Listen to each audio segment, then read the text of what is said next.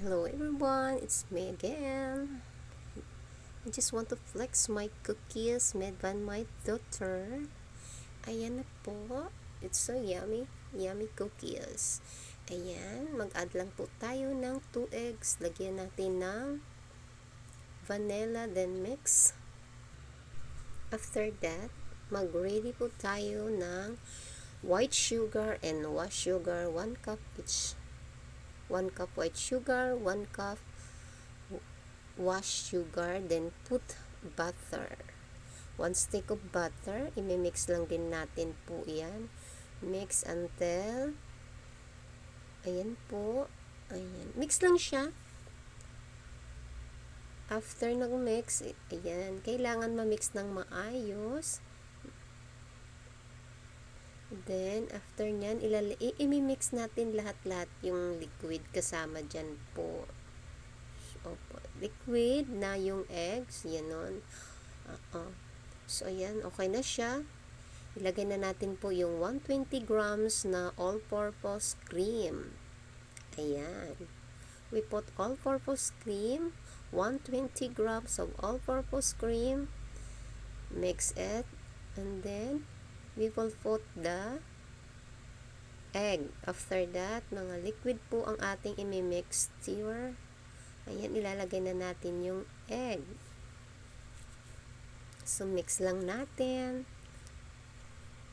Ganun lang po yun ha. Ang kasama niyan, 3 eggs, 2 teaspoon of vanilla, then 1 cup of white sugar, and 1 cup wash sugar and butter.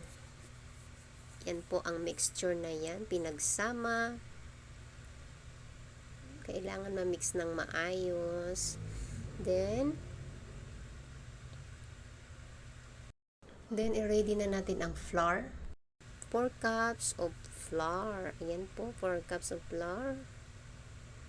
Naubusan kami ng all-purpose flour. Ang natira ay cake flour. Pwede pa rin naman. Okay lang.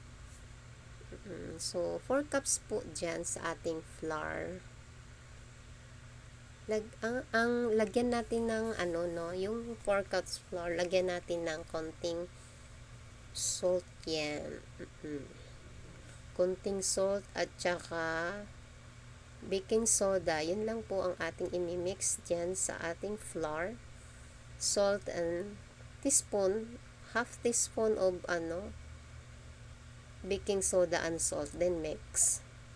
Then ilagay na natin yung mixture natin kanina, yung nagli-liquid na siya. Ayan, imimix na natin dyan. Ayan po siya. Medyo magastos to siya, no? Ewan ko ba sa anak ko. Ito ang nagustuhang gawin. Marami. Kaya sabi ko, ba't ang dami? Ayan, gusto niya eh. So, ayan na po. Imimix na natin yan. Hanggat sa na siya, maganda ang result pag mix. After natin i-mix, ilagay na natin ang ating choco chips. So, choco chips, hindi siya natuwa, dinagdagan pa niya ng chocolate. Kasi buti naman may chocolate bar kami. So, yan, dinagdagan niya ng baking chocolate din naman to yung chocolate bars. Nakuntian siya sa choco chips, then nag-add siya ng choco ng bar. After nun, chill mo yun ng 2 hours. I-chill pa siya ng 2 hours, no? Then, ito na po.